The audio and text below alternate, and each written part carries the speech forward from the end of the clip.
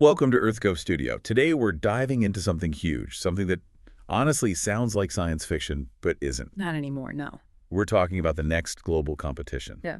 And it's not happening here on Earth. It's not over oil. It's among the asteroids. A silent war, really, for resources potentially worth over $100 trillion. 100 trillion. And the key difference, this is all being powered, driven by artificial intelligence. Exactly. It's a scenario that, felt like fiction maybe 10, 20 years ago. But the documents, the strategic analyses we've been looking at, they paint a very real picture. So we're tracking the big players here. Yeah. NASA, naturally. Right. China's space program, which is incredibly ambitious. Yeah. And then the private giants, like SpaceX. Right. All racing, maybe not overtly shoulder to shoulder, but definitely racing towards resource dominance in deep space. And our source material, it lays out this shift, this clear move away from, let's say, planting flags and writing science papers. The exploration narrative, yeah. Towards something much more direct.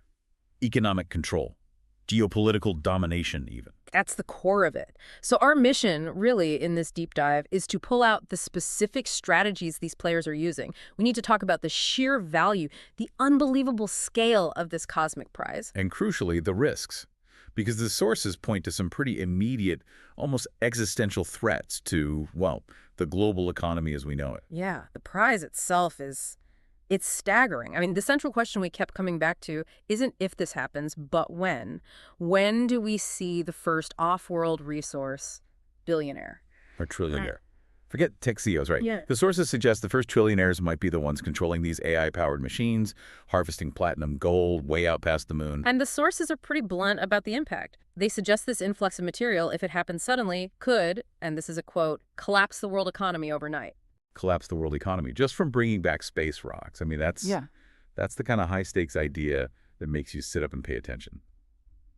Okay, let's unpack this. Let's start with the prize itself. Just how much wealth are we actually talking about here? Right. To get why there's a war, you have to grasp what they're chasing. It's like the gold rush, but the mines aren't underground. They're out there, hidden in asteroid belts, maybe frozen into the soil, the regolith of certain moons. And what specific resources are driving this? Is it just gold? Gold is definitely part of it, but the sources highlight really four main categories. First, you've got the platinum group metals, PGMs. Think rhodium, palladium, platinum, super critical for everything from catalytic converters to high-end electronics, very valuable here on Earth. Okay, PGMs, golds you mentioned. Gold, yes, always a reliable store of value, historically.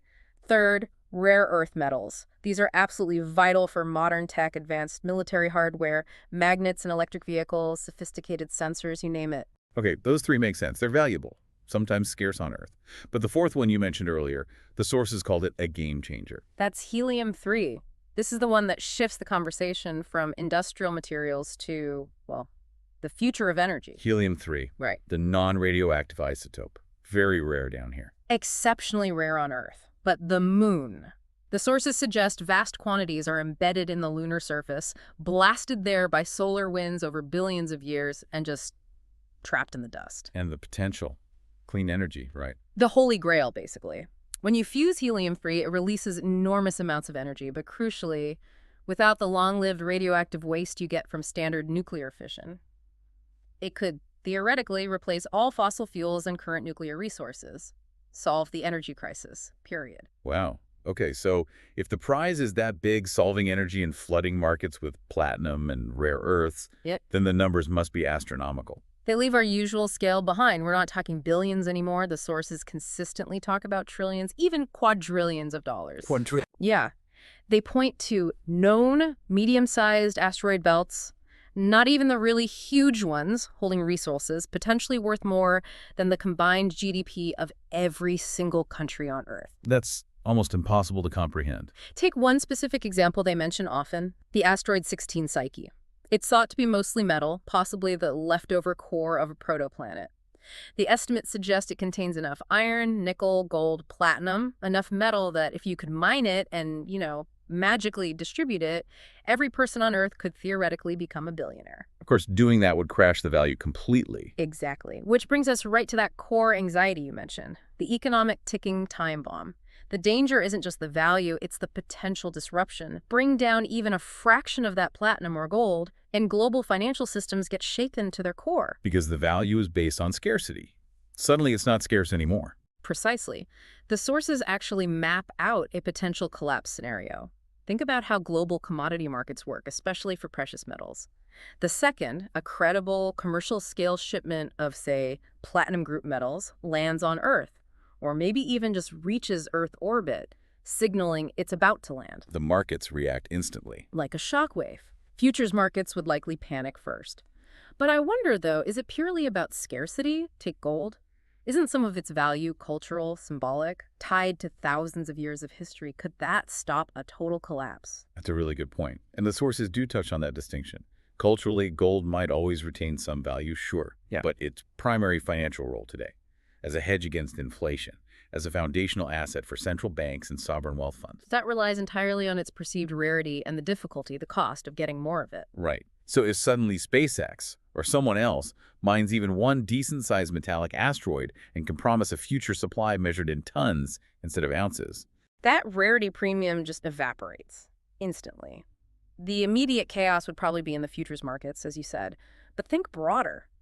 Copper, nickel, cobalt, and especially those rare earth elements, crucial for all our tech manufacturing, they'd face potential deflationary crises overnight. And this ripples out to national stability. Oh, drastically. Countries whose economies are heavily built on resource exports, Australia with iron ore, Brazil, Russia with its metals and energy, South Africa with platinum, they could face immediate sovereign debt crises. Their core exports suddenly plummet in value. So the urgency we see from NASA, China, SpaceX, Yeah. it's driven by this realization that whoever gets there first, whoever controls that first big off-world mining operation, they get to rewrite the global economic rulebook. Potentially within a decade, the sources suggest the resources are the prize, yes, but the power to collapse and then reshape global markets. That might be the ultimate goal. And this is where, as the sources really hammer home, the illusion of exploration comes in. Yeah. The public story is always science, discovery, humanity reaching for the stars. But behind the curtain, the documents suggest a calculated deception. These incredibly expensive, high-profile missions, they're presented as pure science, pure exploration. But in reality, many are meticulously planned prep work for ownership, for extraction. So every satellite mapping gravity fields, every rover drilling a sample, every rocket testing a new landing profile has a secondary, deeper economic purpose. They're scanning for density, using spectroscopy to figure out what minerals are there, mapping gravitational anomalies for safe landings, securing potentially valuable orbital pathways or landing zones. So when we hear about a new NASA probe heading to an asteroid, we should think less science papers and more geological survey, prospecting, claim staking. That's certainly the implication. The sheer gravity of the potential wealth, maybe $1 quadrillion tied up in a single metallic asteroid that's the engine driving governments and these huge private players. The exploration narrative is just the publicly acceptable face. It gets the funding, it allows them to operate without constant economic scrutiny, but the real work, it's logistics, surveying, resource mapping, it's a land grab, essentially. Only the land is moving at thousands of miles per hour, millions of miles away. Precisely. And to grab that kind of land, you need a very different kind of pioneer. One that doesn't need to breathe, isn't bothered by radiation, and can think for itself. Okay, so that's the core technical truth underpinning this whole race, isn't it? The prize is out there, it's incredibly valuable, but it's also incredibly hostile. Which means AI isn't just a helpful tool. No, it's becoming the commander, the workforce, the actual entity doing the work in these off-world industries. Why AI? Why can't we just engineer tougher spacesuits, better shielding, and send human crews? We sent people to the moon decades ago. The limitations for humans in deep space, especially for long-duration industrial work, they're fundamental. First, there's the biology problem. Humans simply can't withstand years of deep space cosmic and solar radiation without massive, heavy shielding. And that weight penalty kills mission efficiency. Right, the launch costs. Exactly. Then there's zero gravity's toll on the body, the need for complex life support, constant maintenance. But maybe the biggest hurdle, the one the sources really emphasize for industrial operations, is distance and time. The communication delay, light speed lag. Precisely. You send a command from Earth to a machine operating out in the asteroid belt. Depending on where Earth and the asteroid are in their orbits, that signal takes maybe 10, 20 minutes to get there. Then the machine acts, sends data back, another 10, 20 minutes. You're looking at a round-trip delay of potentially 20 to 40 minutes. Which is fine for slow, careful science rovers. But imagine a mining operation. A drill hits a pocket of gas or an unexpectedly hard seam. A robotic arm snags. A swarm of micrometeoroids is detected approaching. If you have to wait 40 minutes for instructions from Earth. Mission failure. Yeah. Catastrophic loss of incredibly expensive equipment. Guaranteed. You need instant response, which leads directly to AI's strategic advantage. It has total immunity to the radiation, the vacuum, the temperature extremes, and crucially, it has autonomy. Autonomy, meaning it makes its own decisions right there in real time. That's the absolute key technical requirement. These aren't just remote-controlled puppets. They have to be capable of genuine machine learning, real-time adaptation, making critical decisions, navigate, drill, repair, evade, without waiting for a human okay from millions of miles away. We're talking about machine self-governance in space. That's a huge leap from the Mars rovers we see, which are still largely driven by command sequences from JPL. What kind of AI are we actually talking about here? What's being cooked up in these deep space strategy labs? The sources point to massive investment in very specific types of AI, particularly deep reinforcement learning, or DRL. Okay. These DRL models are being trained, essentially, in hyper-realistic simulation environments. They run virtual missions thousands, maybe millions of times faster than real time. They learn the incredibly complex physics of moving and working in zero-G, how to predict material stress when drilling into unknown compositions, how to plot safe paths through debris fields, how to conserve energy, how to handle failures. So the AI learns from simulated experience at incredible speed. What specific jobs are they being trained for? We're moving towards fully unsupervised resource acquisition. The functions detailed in the sources include things like 1. Target ID and analysis. The AI uses onboard sensors, maybe spectroscopy, radar, to scan potentially thousands of asteroids, identify the ones with the right mineral signatures or density, and just move on from the barracks without asking permission. 2 must be the actual extraction. Extraction pathway planning, yeah. Calculating the safest way to drill or scoop, or maybe even vaporize and collect material. Avoiding unstable surfaces, predicting how the asteroid might react, managing the debris, all while making sure the valuable stuff is collected efficiently. And the third one you mentioned, self-repair. That seems vital if they're out there alone. Self-diagnosis and repair, absolutely critical. If a component fails millions of miles from the nearest human, you can't send out a repair crew. The AI needs to use its own sensors to diagnose the fault, access onboard spares, maybe even use additive manufacturing 3D printing to create a replacement part from raw stock or recycled material, and then physically perform the repair, all on its own. So the AI is simultaneously the geologist, the mining engineer, the pilot, the navigator, and the mechanic. That's incredible. And when you combine that capability with the falling costs of launch and miniaturization and contrast it with the near infinite potential value of the return, it becomes an irresistible economic proposition. Completely. The cost to build, launch, and maintain a relatively small, highly autonomous AI mining bot is orders of magnitude less than a comparable crewed mission. Yet its potential payoff could be that quadrillion-dollar asteroid. The sources basically argued that even one successful medium-sized platinum haul could disrupt global commodity markets forever. So the AI provides the cheap, expendable, yet incredibly capable labor force needed to unlock that world-changing wealth. It really sounds like the first industrial revolution that might happen almost entirely without direct human supervision at the point of production. Okay, so we have this immense prize, trillions, maybe quadrillions in resources, and we have the essential tool, AI, capable of going out there and getting it. Now, let's look closely at the main players identified in the source material: NASA, China, and SpaceX.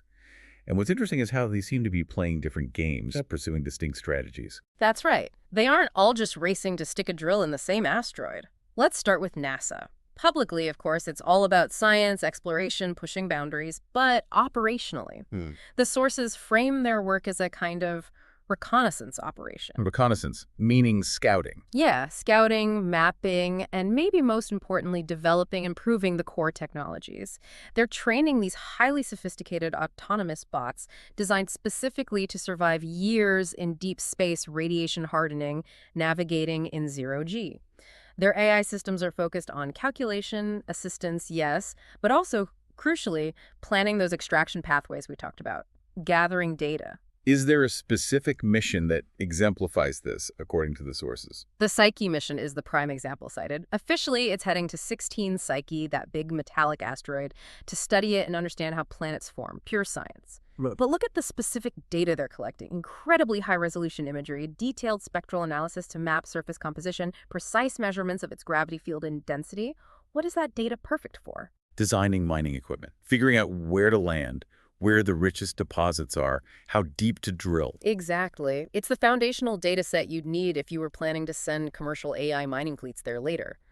Psyche isn't just research. The sources argue it's reconnaissance for future resource exploitation. NASA is effectively mapping the territory, potentially identifying the prime claims, maybe for U.S.-aligned private companies down the line. So NASA acts almost like the publicly funded R&D and intelligence arm for future American space mining interests. That's fair interpretation based on the strategic analysis presented. They lay the scientific and technical groundwork, ensuring the foundational knowledge, maybe even some key patents, reside within the U.S. sphere when the commercial gold rush truly kicks off. Okay, then shift gears to SpaceX. They're the economic entity, right? Pure commercial drive, moving incredibly fast. Speed and cost reduction are their weapons. SpaceX's strategy, as outlined, is all about getting there first and establishing the first economically viable claim.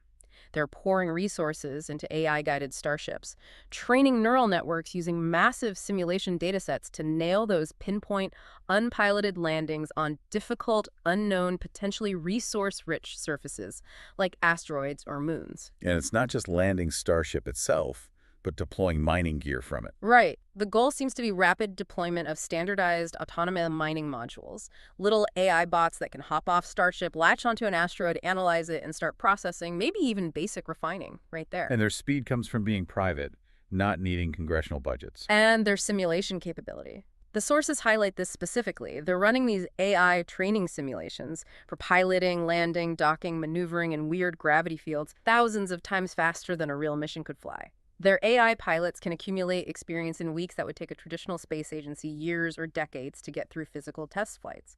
That's an exponential learning curve, aimed squarely at the claim. For Musk and SpaceX, getting the first operational resource-extracting mine working on an asteroid is everything. The sources argue pretty dramatically that the moment SpaceX successfully harvests and, crucially, demonstrates the ability to deliver resources from an asteroid, the company transforms. It stops being just a rocket company. It becomes the single most powerful economic entity in history, is how one analysis puts it. Because they wouldn't just have rockets. They'd potentially control the tap for materials fundamental to the entire global industrial economy. That grants a kind of geopolitical leverage that few nations could match. Okay, NASA as recon, SpaceX is the fast-moving economic force. Now, China. The sources paint a picture here of, well, silence and secrecy, a different approach. Very different. China's strategy appears fundamentally geopolitical, often blending civilian and military objectives seamlessly. Their AI projects in space are frequently state-controlled, not always publicly announced, and laser-focused on achieving strategic dominance, not just profit. And their robotics work. The reports suggest they're training robots specifically for what could be seen as silent takeover missions, designing prototypes optimized for rapid detection and extraction, perhaps aiming to be faster and more efficient than Western commercial designs at identifying and securing high-value mineral pockets. And their focus isn't just the asteroids themselves, but controlling the routes to them. Exactly. They're using their presumably military-grade imaging satellites right now to conduct detailed mapping of key asteroid clusters, identifying targets. But the bigger strategic goal seems to be positional control. They're aiming for dominance over the moon's south pole, think water ice for fuel, maybe helium-3 later, and critically, the Lagrange points. The Lagrange points, these stable gravitational spots in the Earth-Moon system.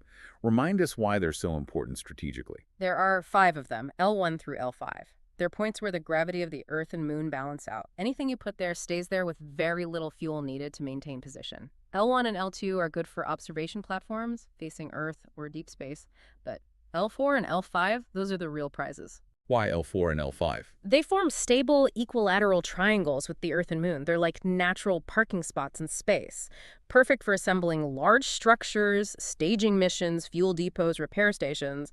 Control L4 and L5, and you effectively control the main staging points for future deep space operations, including asteroid mining logistics. It's the high ground. Like controlling the Panama Canal or Gibraltar. but for space travel and commerce. Precisely. It's about controlling orbital logistics and infrastructure. And the sources mention China's Tianwen programs, often discussed in terms of Mars, are also developing probes specifically designed to potentially deploy robotic swarms from these Lagrange points. Robotic swarms? Yeah, fleets of small, highly autonomous robots working together, capable of rapid, automated drilling, surveying, maybe even basic processing, deployable across multiple asteroids simultaneously.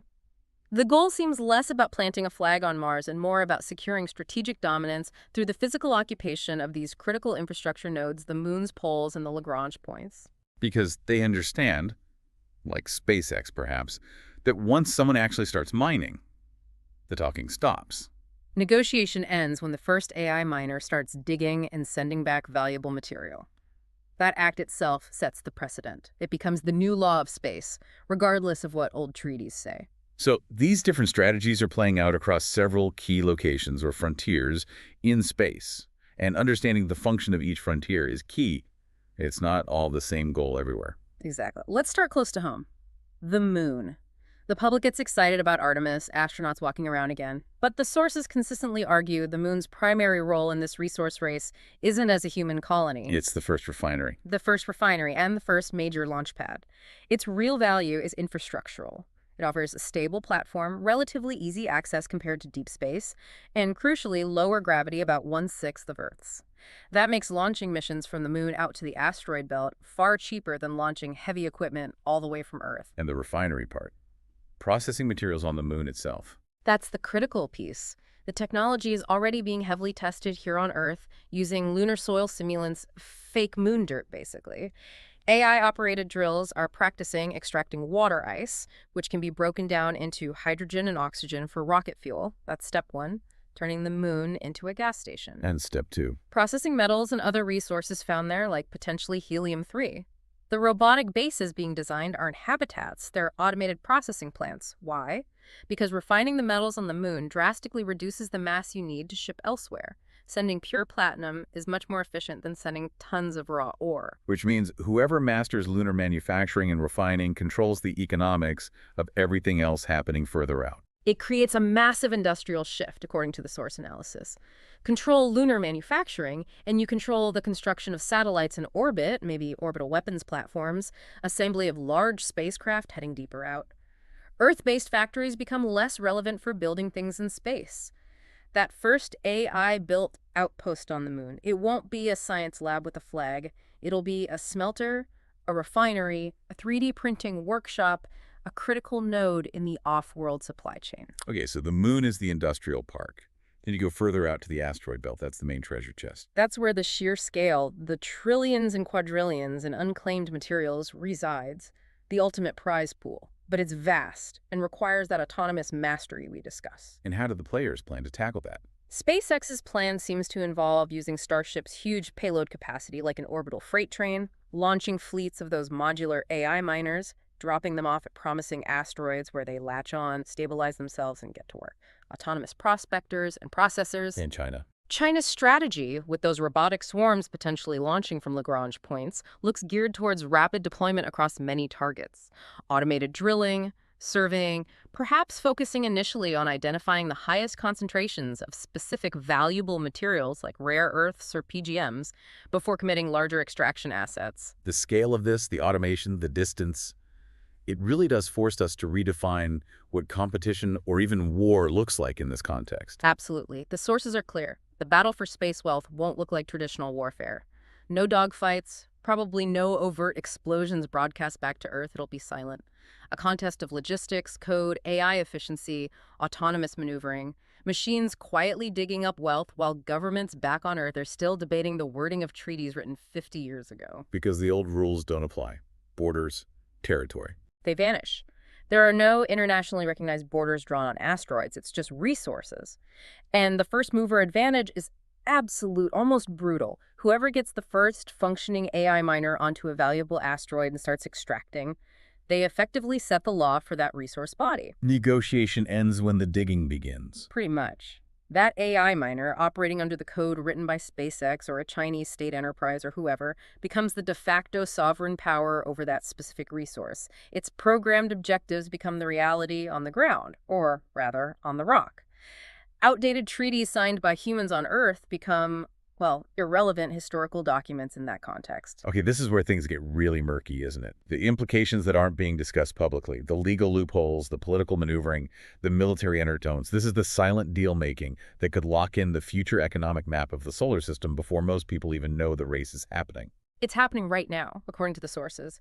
You have venture capitalists, maybe sovereign wealth funds, funneling billions into private AI mining startups. Often these are shielded by layers of corporate structuring, operating with incredible speed and, frankly, minimal real government oversight compared to traditional aerospace. And at the same time, governments are acting, just not openly. Defense ministries, state departments, their equivalents worldwide, they are drafting internal strategic papers, maybe even quiet bilateral agreements, trying to figure out how to handle this.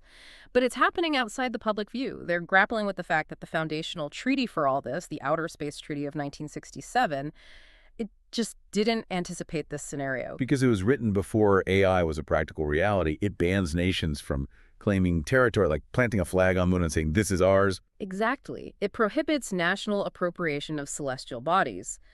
But what about private companies? Especially under laws like the U.S. Commercial Space Launch Competitiveness Act, which explicitly grants U.S. companies rights to use and profit from resources they extract in space. They argue they aren't claiming the asteroid itself, just the stuff they dig out of it. That feels like a very fine legal distinction. It's a huge loophole. And critically, the AI machines doing the work won't be asking the UN for permission. They'll execute their programmed objectives, find platinum, extract platinum, process platinum based on code written by their corporate or state owners. That code effectively becomes the operational law in that patch of space. So governments are playing catch-up, trying to write rules for a game that's already being played autonomously millions of miles away, often hiding these rules in dense technical documents. That's the picture painted. You see these incredibly technical, jargon-filled annexes to international science agreements or obscure regulatory filings. They might cover things like resource utilization zones near Lagrange points, or minimum approach distances for commercial spacecraft, or protocols for AI operational transparency. It looks like boring bureaucratic stuff. But it's actually drawing the economic battle lines in space. Exactly. Using technical language as camouflage while they try to regulate a revolution that's already self-governing and happening far beyond effective terrestrial control. And this is where the lines blur completely between economic activity and military capability. The sources strongly suggest that the same AI miner could easily become an AI soldier. It's the classic dual-use technology problem, amplified massively in space. Any machine sophisticated enough for autonomous deep space resource extraction is inherently a tool of strategic control. You don't even need to redesign it much. Think about the components. A high-powered laser designed to cut through asteroid rock or vaporize ice. Point it at a rival satellite sensor. It can blind it, disable it, maybe even damage it without firing a missile. Plausible deniability. Right. Sensor malfunction. Or a heavy robotic arm built with fine motor control for drilling or grabbing samples. It can also be used to accidentally bump a competitor's probe off course, or subtly damage a solar panel or antenna on a rival mining bot. Again, looks like an operational hazard in a dangerous environment. And those Chinese robotic swarms you mentioned. Perfect for area denial. Imagine a swarm programmed for surveying. It detects a rival probe approaching a valuable asteroid cluster it's mapping. The swarm doesn't need weapons. It just needs to converge, forming a dense cloud of small, fast-moving objects around the target area. No rival dares fly through that. Access denied, silently. So space mining isn't just business. It's potentially strategic occupation, using innovation as the cover story. It defines the new space conflict. You don't need troops or battleships when an autonomous machine can deny your rival access to critical resources or strategic locations like Lagrange points simply by being there first and executing its programmed task. Blocking resource access becomes the new blockade enforced by AI. And as this capability grows, as orbital refining and manufacturing starts, the sources warn about the rise of digital empires, a new kind of wealth gap. Yeah, the potential socioeconomic divergence is stark. Imagine a future where a few entities, maybe nations, maybe corporations, maybe a mixed control reliable, AI-managed off-world supply chains for energy, helium-3, and critical materials. They build things in space using AI factories that repair and even replicate themselves, largely independent of Earth's limitations. While everyone else is still reliant on dwindling terrestrial resources and Earth-based manufacturing, the gap could become immense, potentially creating near-total dependence. Terrestrial economic power, national power as we know it, could fundamentally atrophy. Real power shifts to those who control the orbital assets, the AI fleets, the off-world refineries, operating beyond the effective reach of old earthbound laws and economies. so the final deception, as the sources put it, is that the public won't hear the starting gun. We'll only find out about this trillion-dollar shift after the winners have already secured their positions. That's the prediction. The narrative will be carefully managed. When asteroid mining finally hits the mainstream news in a big way, it'll likely be framed as a triumph of science, a boon for humanity, maybe solving climate change with helium-3. But the underlying reality, the contracts already signed, the resource claims locked in, the strategic dominance established, that part will have happened silently in the background, driven by code and autonomous machines operating in the dark. #outro. Wow. Okay, so this deep dive really flips the script. This race, this silent war, it's not fundamentally about bigger rockets or more astronauts. It's about the code. It's about AI. That's the core takeaway. NASA, China, SpaceX, they're competing, yes, but they're competing to develop and deploy autonomous systems that can own and exploit space resources, not just visit them. And the speed of AI development, combined with that almost unimaginable value, it guarantees this is going to be a fast, probably unstable transition for the global economy, doesn't it? The timeline suggested is, yeah, potentially less than a decade for major disruptions. The stakes are existential, certainly for commodity markets, maybe even for the value of national currencies. The sources paint this picture.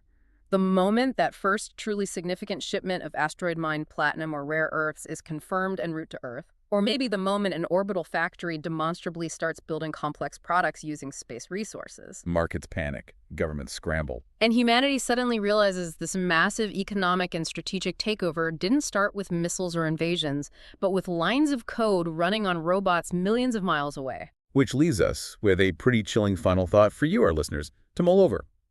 If these AI machines are potentially already out there, prospecting, maybe even tagging or subtly marking territory we haven't even fully mapped yet, does our global economic stability already rest, to some degree, on the operational decisions of autonomous robots?